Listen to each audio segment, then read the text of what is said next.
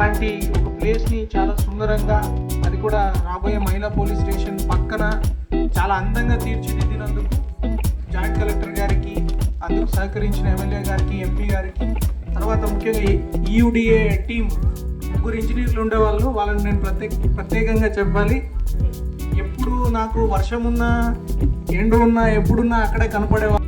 ఏలూరులో ఆ రకంగా టెక్నాలజీ పెట్టి ఎస్పీ గారు అలాగే జాయింట్ కలెక్టర్ గారు చేస్తున్నారు. వాళ్ళు ఎంతైనా అభినందించాల్సిన అవసరం ఉంది. ఎందుకంటే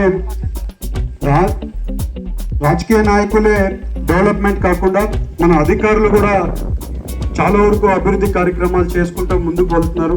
మన ఇవాళ ఏలూరు పార్లమెంట్లో ఇవాళ కలెక్టర్ గారైనా కానీ, జాయింట్ కలెక్టర్ గారైనా కానీ, ఎస్పీ గారైనా కానీ, అధికారులు అందరూ కూడా ఏ పని ఉన్నా కూడా ఇమ్మీడియట్గా మంచి పని చేసేది ఉందంటే ఇమ్మీడియట్గా రెస్పాండ్ అయ్యి ఇమ్మీడియట్గా చేస్తున్నారు.